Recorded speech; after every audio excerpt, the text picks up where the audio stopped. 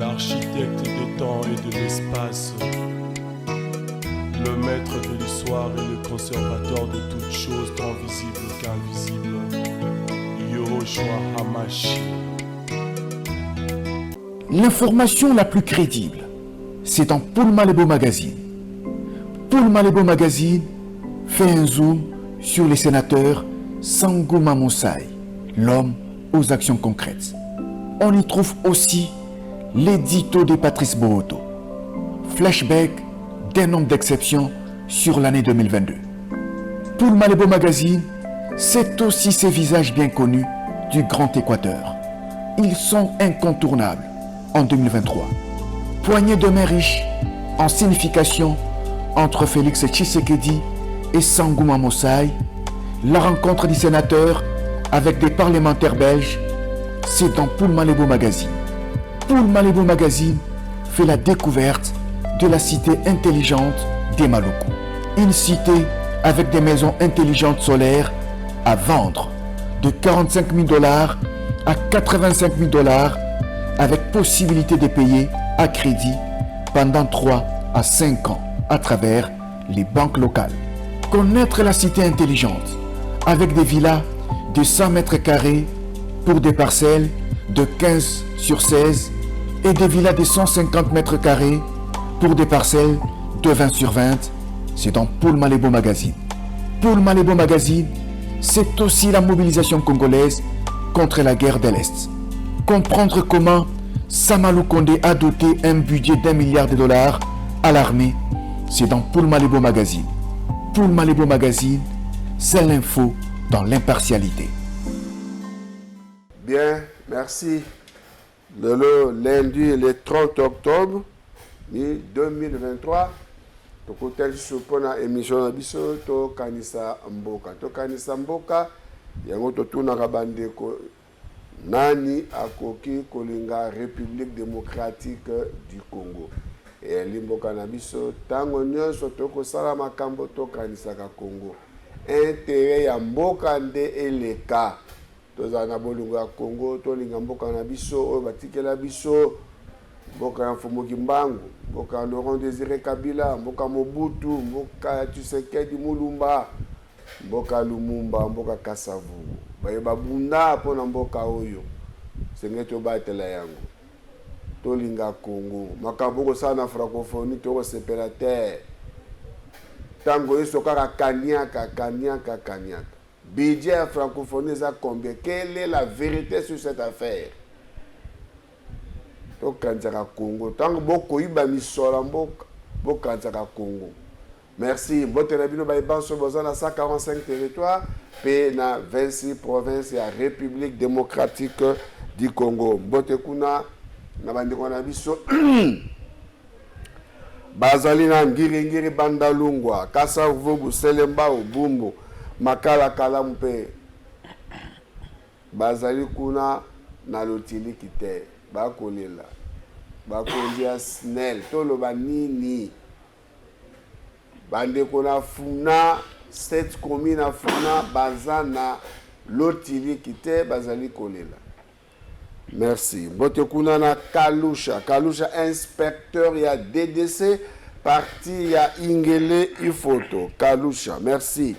Merci kuna bandeko ya diaspora Yannick Chonza, CP Trésor Mabi, Papa Mbera, Keta Badibanga, Bijou Ndongo kuna na France, pe MK Azana Pepo akomela biso na Ngonga Moke azokita pambate awa tozadia na 21h, bango bakita na 21h30, basali escale na Brazzaville. Karate bakozwa ça a 15 minutes pour voir awa donc karaté na 22h azana biso na République démocratique du Congo. Bienvenue na yo MK.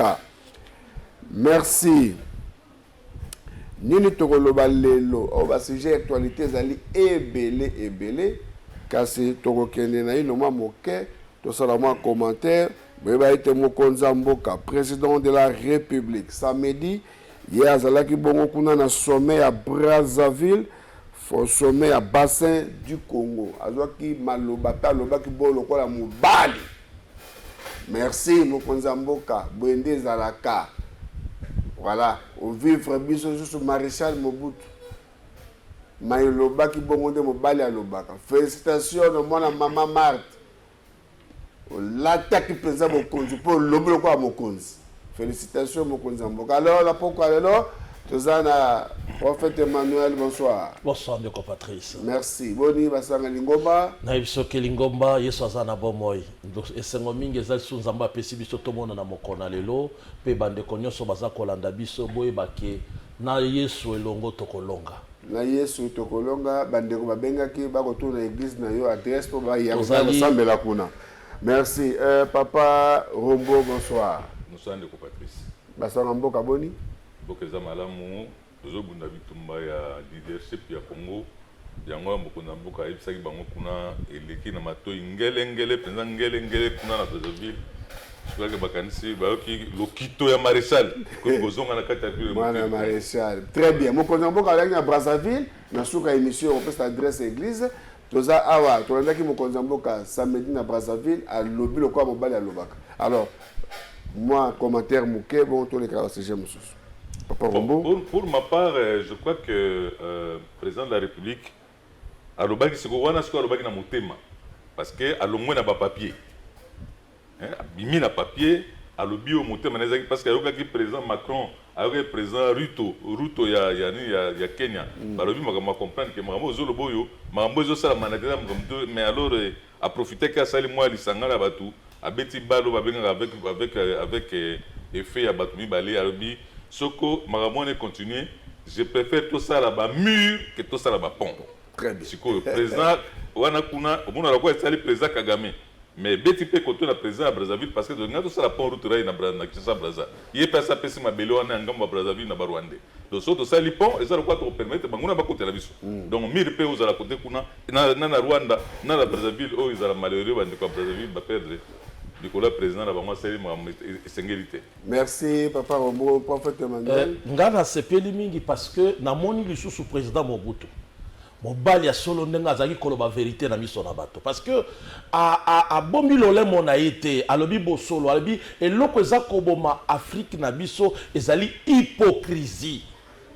Oko fana na moninga akobengo ndeko ma akopoignarder na mokongo abi ezaleli ya bongo eza malamu te na lolenge ya bongo mieux vaut kutwa to tia na biso ba mire que to sala ba pont.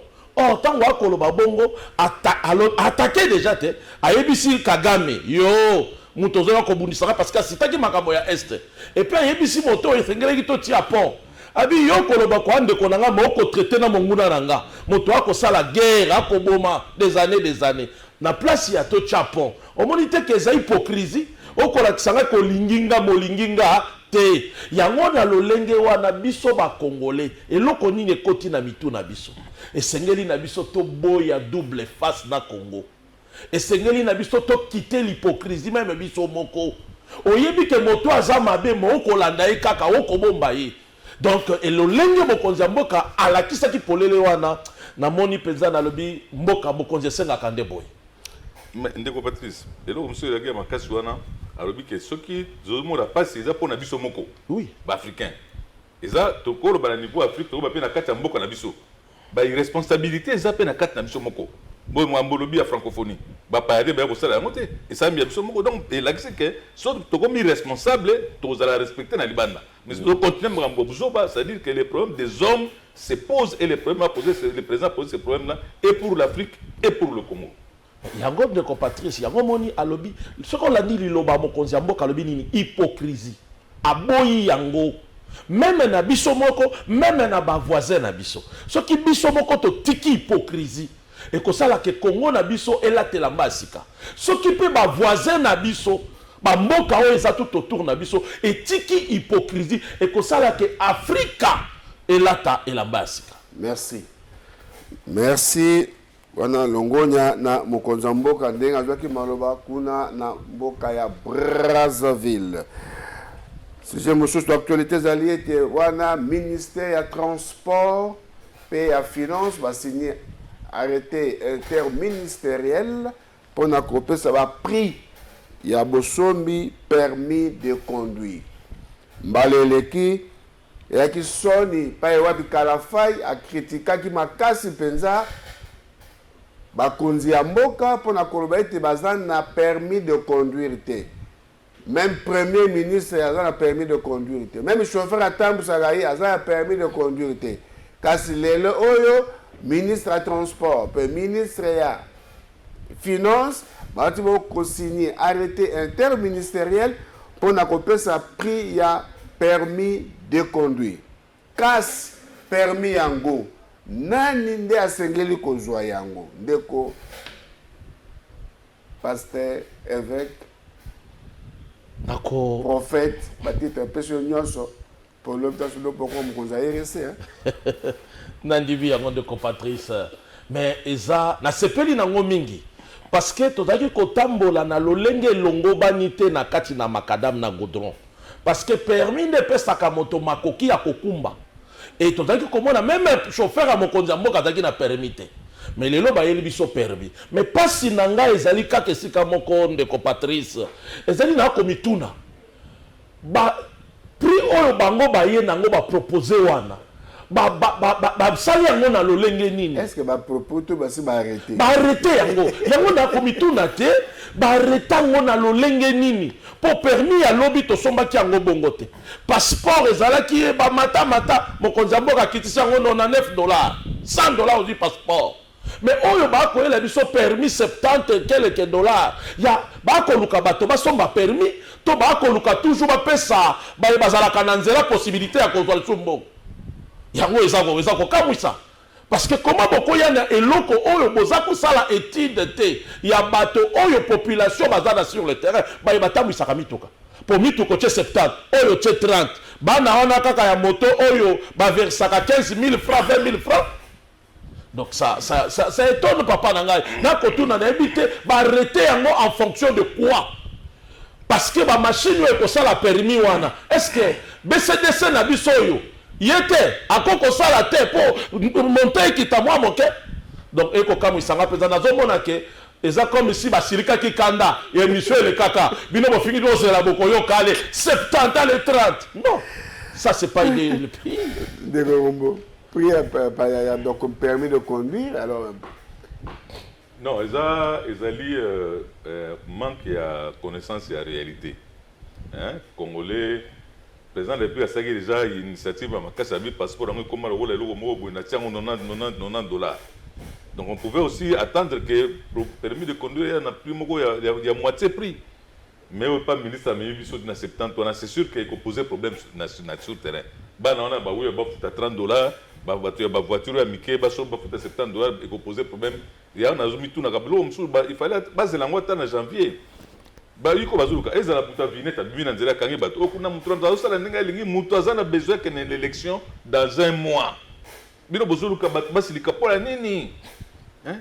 Bana wana so baza 300,000 we wana ville Kinshasa we bisi bango ba peso $30 so ba pesité et vous créer loko nini ba bato baza au seigneur 70 30 coûte est difficile bon 70 so ba pesité si les transporteurs aujourd'hui disent que le gouvernement bolobi bon so to ça et loko té qu'est-ce que cela va produire sur le terrain alors que Moutaza la période préélectorale dans un mois le président il commence la campagne et il va mais les gens qui vont les lire parce que la situation il y a ma ville dans ma village mais la ville ils ont problème donc moi je me demande pourquoi c'est fait et pourquoi c'est fait maintenant. Le temps n'est pas propice et je me demande, je suis sûr je suis sûr que Bakoboya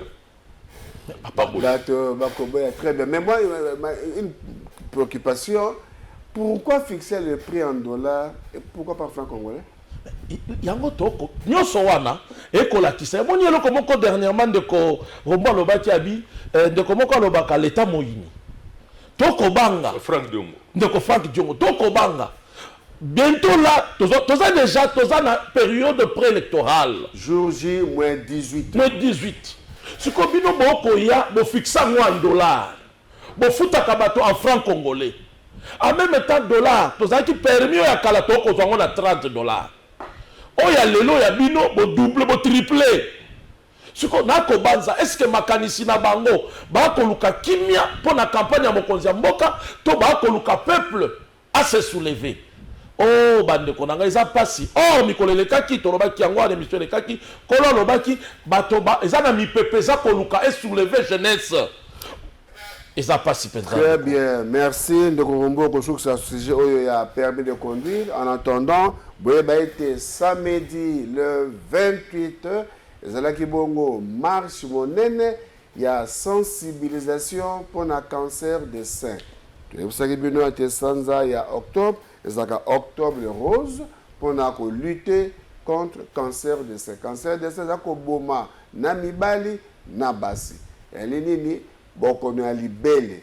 Senge na msoto yeba komi bata yango wana as bel repos et quand même na docteur Gertrude Louye Yemvilla pe debu ngiri pe ba docteur ba gynécologue ba tamboleki na balabala kubanda na rond-point Willery tino na H jeune première relumete pour na kosala sensibilisation sur le cancer des seins.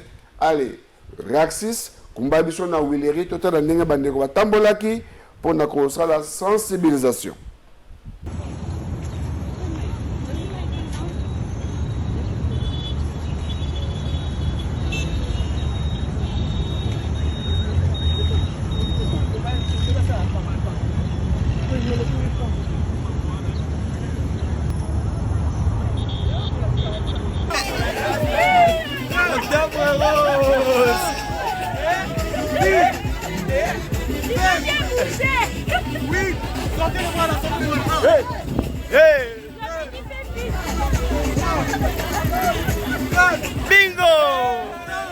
Merci Axis de Korombo.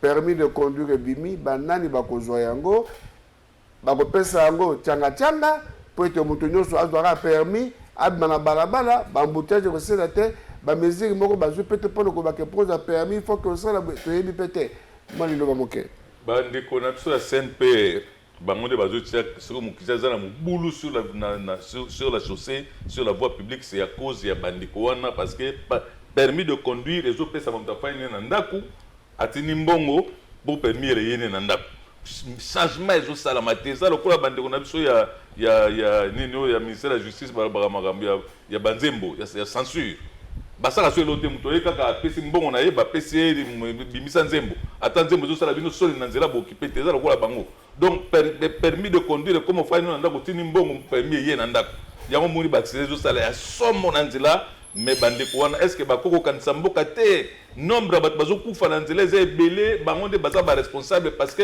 ils donnent le permis de conduire à tout le monde et c'est très dangereux. Donc CNPR alanda modèle ya ndeko na bango ya commission de censure ya ministère de la justice te ase abomi musique ebomi bana jeunesse ebebi CNPR pa bebi si nzela na mabele mungu azotambola mutu azali ka recevoir lobby atini mbongo bayele malamu akomi chauffeur CNPR bakanisa pe mboka bakanisaka mboka bazoboma batu baza CNPR baza ba assassin excusez nga terme mais bato bazokufa bango baza ba responsable nango bango batalaka makambo nzela bango batalaka ba signalisation ya nzela soki mutu ayebi aleki na kati écolage te aza danger public. Voilà. Tout celui qui n'a pas été bien formé que sur la route c'était danger, c'est une bombe. Ok, très bien. Vous êtes d'accord avec lui? Oui, bah signalisation, ce qu'on est bien, on t'a mis ça tout candéni. Parce que ça n'a pas sens ni qui n'en là, et ça n'est comme si on avait besoin qu'on les au-delà de 20 été, mais ce qu'on est bien en côté. Les aliwa n'en là, on comme aimer la bateau. Très bien, merci. Si j'ai mon sous la monnaie, tout à l'heure on a pourquoi on a le lot, il y a libongo. Installation, il y a un nouveau comité où il faut diriger RSC. RSC, c'est l'église des réveils du Congo. Et qui est Mbutu Kotaki Kuna, père fondateur, Telemi, pour être Dekonabango, évêque, représentant légal, Dodo Kamba, a falsifié statut, pe baibisi Atika.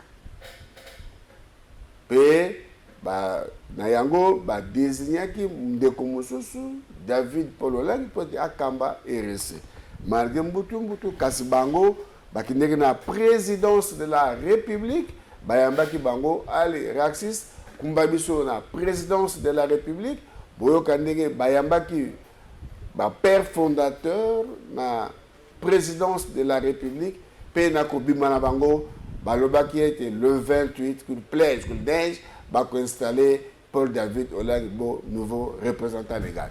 Kumbabiso na présidence. Ces hommes de Dieu, membres de l'église du Réveil au Congo, veulent rencontrer le président de la République pour lui annoncer la déchéance de Dodo Kamba qu'il considère comme ancien représentant légal de l'ERC. Ils ont été reçus en audience par M. l'abbé Théo Chulumba, conseiller principal du chef de l'État au collège, recherche scientifique, éducation, culture, art et questions religieuses. Au sortir de l'audience, ces pères spirituels de l'église du Réveil ont insisté sur les changements à la tête de l'ERC, une structure chrétienne. Écoutez, nous, les pères, les fondateurs, formant la majorité des membres effectifs, nous sommes venus dire aux premiers citoyens de la République démocratique du Congo de confirmer notre choix, notre décision, notre désignation de la nouvelle équipe. Et nous sommes venus confirmer ce qui a été dit, ce qui a été fait lors de notre récente déclaration, lui dire et lui montrer que nous nous attachons à notre désignation et au choix que nous avons porté sur la nouvelle équipe dirigée par le bishop évêque général Paul David Olangi.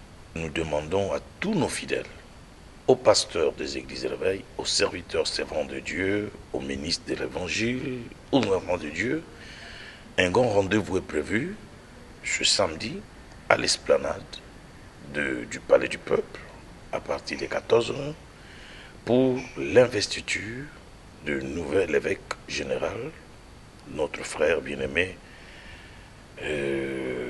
Paul David Olangi. Donc nous demandons à tous les membres de nos églises armées de la ville de Kinshasa, surtout que nous avons déjà ceux qui sont venus de l'intérieur, il y en a encore qui viendront, et même de l'étranger, de la Belgique, j'en connais personnellement, qui sont déjà là, pour leur dire samedi à 14h à l'esplanade du Palais du Peuple, un grand rassemblement de tous les membres des églises de réveil. Destitué samedi 14 octobre dernier par ce père qui l'accuse notamment de mégestion et révision frauduleuse des textes statutaires, Dodo Kamba, évêque général, a tout jeté en bloc, considérant que cette déchéance est irrégulière. Très bien, merci Narcisse, Papa Rombo. Bakendeki na présidence, bayambaki bango, oyokindeki évêque Tonkenza alobi, samedi, bako installer nouveau représentant légal. Votre commentaire?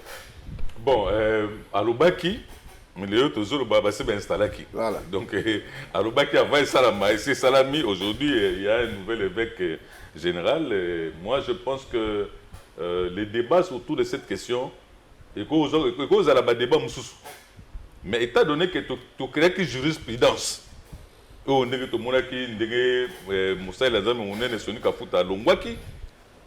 les mêmes gens au Balongola qui est bâti de dos, les lots, babi de dos, te bapesi bagrief na bango donc les lots. S'il y aura un débat interne, un règlement à niveau, mais le nouvel évêque a été installé, il a dit que RSC et Zali et Lokomo et Sama, père fondateur, comme tout ASBL. Lorsqu'on entre dans une ASBL, c'est qu'on se soumet au statut et au règlement de cette ASBL-là. Aujourd'hui, ceux qui ont la décision dans cette ASBL qui est l'RSC ont dit, ils ont dit hier Soni Kende, à Kendeki, ils ont dit aujourd'hui Dodo Kende, les pasteurs David, Paul Olangi, Azri Moussala Lelo, Nzamba Sungaye, APC Makanisi, Ayebaki Amemi Mokumba, Yakombo Ewana Yazanango. C'est un nom important, il ne peut pas faire autre chose que de faire bien pour salir comme Wanate, pour y aller lobby Yazali, Mwana ya Batata. Mwana Batata, face à la Magambo, au Pesa Batata, le Kumopi, Kombo Pe Amemi, Akenamo Liboso, Totika Temze, Mzambe, espace dans la présidence, comme dans l'installation, Papa Emmanuel, vous allez prophète, père fondateur, vous avez reçu par le conseil du chef de l'État. C'est ordre, il y a Fatou Beton.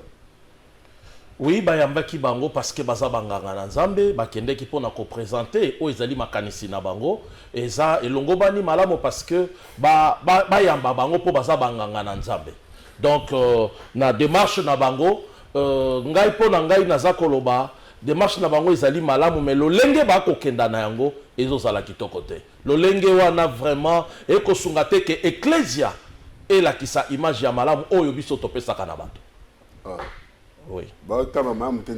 C'est parce que omoni ceux qui tokbandi kotala balongola ki tel boy bazongisa ki boy il y a de faibles baza kokenda lolenge évêque général azako mema makambo et sengeli bongote parce que pourquoi ne pas kobenga bato bofandisi ye bolobi na ye naza koyebi sonde kona ngai lolenge wana eza malamu te pona ecclesia parce que ceux qui ezalaka malamu ye moko bayelaka payé. Pourquoi tout ça yangote?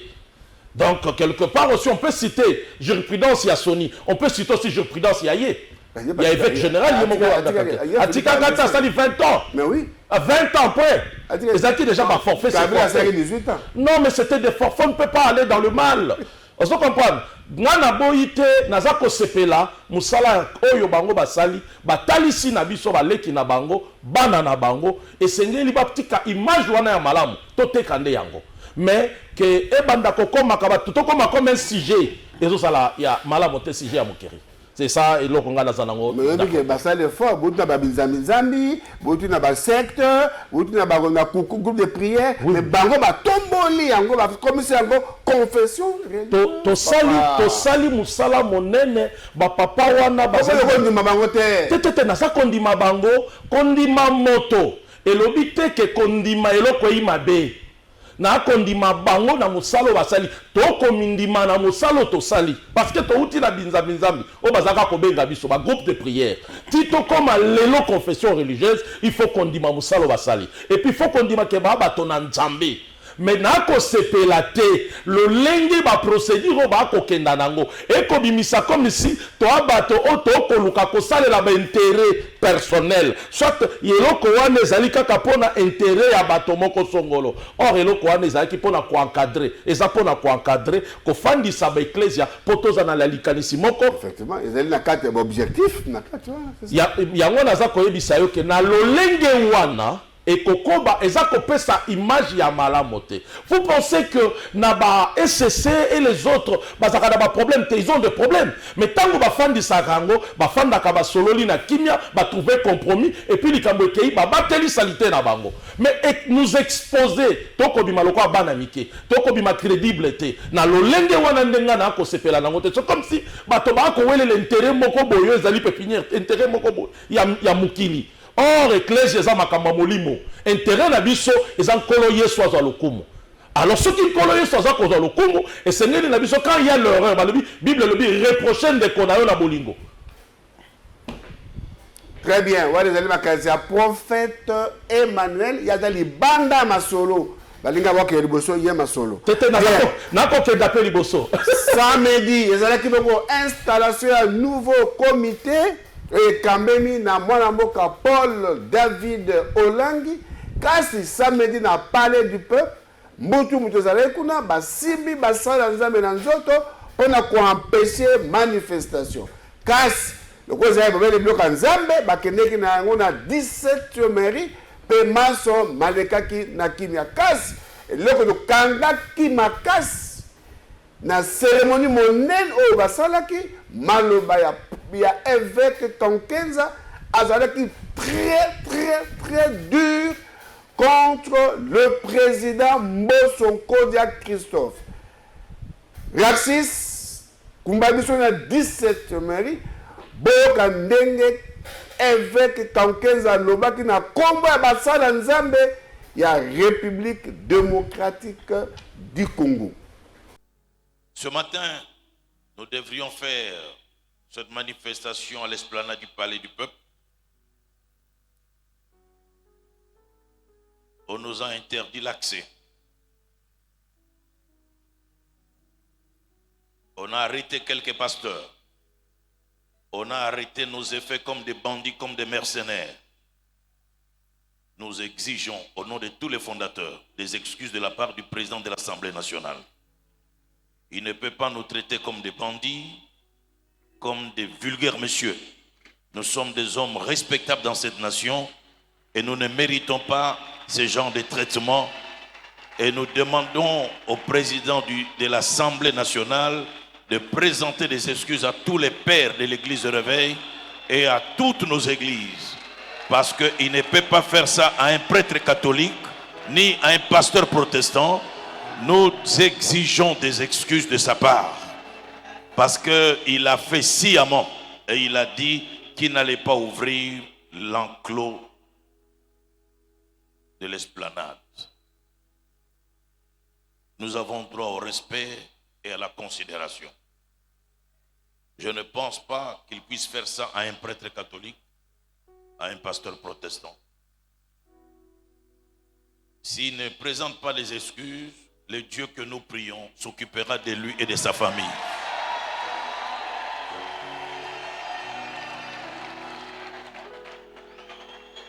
Dieu le prendra en charge.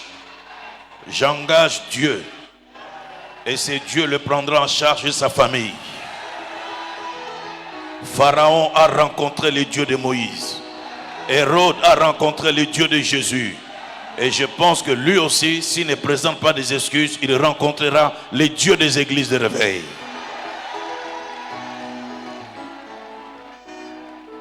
Merci Axis Ndekorombo.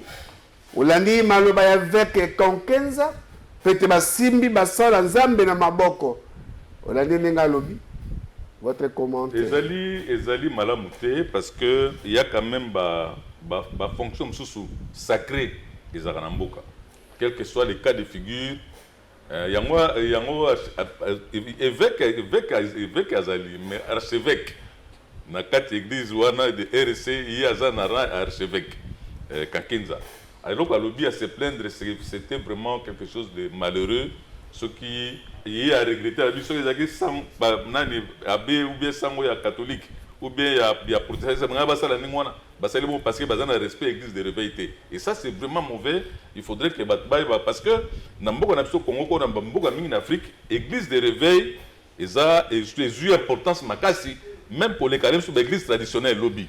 Alors il faut respecter, ça rappelle à l'église traditionnelle, ça rappelle à pasteur Nabiso. On ne peut pas accepter ça et il a dénoncé. Je crois que le ministre Mosso, qui est aussi un croyant catholique que nous connaissons, va réagir pour parce que Bakangaki Basel Nzambi, Batinikaki Bango, Baselaki, il y a eu quand même des choses qui n'étaient pas importantes. Oh, il y a eu même bloc de Kotaki n'a qu'à parler du peuple, il y a organisation. C'est que Bandimaki. Mais à un moment donné, des hommes ont été beaucoup tâtés. Bakoti matériel et protocole, d'abord c'est Bakoti, mais bateau ça c'est moni baya babino beaucoup tâté beaucoup moti nikabo. C'était pas intéressant, c'était pas intéressant du tout. Alors prophète Emmanuel, prophète Kankenza à lobby a sengi na mboso a présenté besquise. Sinon en putain Zambé ya basal. Oh là là, c'est trop grave ça. Hein? Oui, parce que Bible le binabiso na Psaume 105 verset 15 ne touchez pas à mes oins ni à mes prophètes. Ba simba ka mosali ya Nzambe te. Même ataza na libunga benga ye pesa e conseil. Parce que toyebi ke na mokili bato nyonso bazalaka na mwa respect na bango moko boy. Soki ye ba ko kanga ete pona immunité, po kazali azali député. Et bon, moto nzamba aponi beaucoup simba basal nzambe te. Et ceux qui basal qui en bongo, ils doivent présenter des esquisses parce que vous avez touché à des serviteurs, à des hommes de Dieu. Nos problèmes les abisso. Mais beaucoup qui ko simba basal nzambe te, boza ko manquer respect na oyatinda bango. Alors je crois bien que basali ba Christo. Bazaba Christo, son bazaba Christo, ba bi respect à basali. Donc na koki ko permettre te même na sango basimba ebongo. Parce que dernièrement dans le régime les kaka, bakangaka basango on a dénoncé, on était contre. On ne peut pas toucher à un homme de Dieu au côté qu'on l'a tissé sonité. Parce qu'il y a un sala musala munene. Tant que yozola la, ozozo bokonzi, yaza ko bonde la pona kimia et il y a yoeba ko fonction wana. Alors ceux qui ont manqué bango du respect, là je ne serai pas d'accord. Yeba yango ke muto mankaka. Mosali Nzambe a chaka Nzambe mosapinalisu. Alors il y a des ils ont de fortes conséquences. Alors, comme Tolingi m'a bêté, je demande, c'est une prière que je fais aussi à ces gens-là, à ma député Nabiso, Salaki Makamouana, va présenter mes esquisses dans l'église. On ne peut pas manquer du respect aux hommes de Dieu. Très bien. Est-ce qu'il fallait tenir ces propos durs comme ça, ou bien il mérité l'être monté à côté de la Mbosso par rapport à ça. Non, ils ont mérité parce que c'est publiquement qu'on les a humiliés. Oui. C'est publiquement. Quand on a fait ça dans les députés,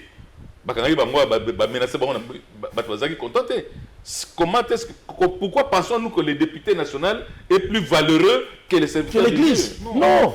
Non, ce n'est pas possible. Et ça m'a dit publiquement, il faut que les excuses soient publiques. En tout cas, moi je crois que, parce que au bout de la hiérarchie à Mukili, le spirituel est au-dessus de nos grades physiques. C'est là ça. Ah ouais. Mbosso était aujourd'hui, il restera un fidèle catholique, mais à Rosassou, président de l'Assemblée nationale, mais Aoutika le moins fidèle. Alors, il faut ça, ma casse aussi, ça, ma camona, basal en Zambie, va arranger en haut, parce que ça m'a dit, c'est pas un ami sur Abatou. Là, il y a pasteur, c'est pas bon. En tout cas, c'est pas bon. Ça apporte toujours de la malédiction. Sur un vrai croyant, à Ebiro, ça veut dire, pasteur, archevêque à Fingiete, à la scène d'Enzelani, Bakorizaka. Sur ça, nous sommes lesquels a boyé pour bonga. Mais sur lesquels ils sont irréversibles. Et puis je crois que Bango Bakende qui kunate na Bango Moko, bazwa autorisation. Oui. Bazwa autorisation ke bakozala wana. Oui. Alors soki bino bomona ki ke sengela ki bango bazala te. Ou boyeba ki ke matanga ezala ki kuna. Pourquoi bokomela ki bango avanté? Mais boya ko tcha bango na soni ya lolenge wana. Bokeba na moto oyo ayebaka coopérer sur le plan spirituel. Un homme de Dieu aza muto aza coopérer na molimo. Malgré ça que ça là dans nzoto. Alors aza moto oyo yokola tsa salité te parce qu'azali représentant ya Nzambe. Donc, je demande à nos autorités de présenter mes esquisses na bango na archevêque, de présenter mes esquisses na bango na basali nzambe parce que le corps de Christ est indigné na comportement oyo les officiels basalaki. Très bien. Merci Nabino Baïbanso Bolanda Kibiso na lundi ya lelo. Prophète Emmanuel, Tozali na Campidi A48, Tozape na Bondo 115. Merci beaucoup. Donc, Bondo 115 dans Ngérengéré. Oui, oui. Tu pries mardi, jeudi. Oui. Et puis na Campidi. Oui. Donc tu pries mardi, jeudi parce que nous avons représentant légal de la communauté La Glose. Très bien, merci. Il n'y a pas de représentant légal. On a un représentant légal. C'est la communauté. C'est la communauté. Communauté, c'est mon aîné, c'est na Kananga, c'est na Mbujumaï, c'est na Katanga, de par-ci par-là. Donc. Merci. Tous ceux qui ont un pourquoi Tombeli, Moussala Molamu, Pékin, Torozongela, Mikolo Mikoya, Torozo Maloba, Oyo, Paul David Aloba, qui Tango, Azwaki. Bapesa qui est maloba tozonga sayango na mikolo koya bola na ndenga sengi unité ya église de réveil. Très bien, allez moi na moko sage. Merci to ceux qui wana kasi to kosuki sata sur to retourna te bateau de pêche et commis wapi à 18 jours ya campagne électorale. Merci to kutani soyez zongite vendredi. L'architecte des temps et de l'espace, le maître de l'histoire et le conservateur de toutes choses tant visibles qu'invisibles, Yahushua Hamashiach.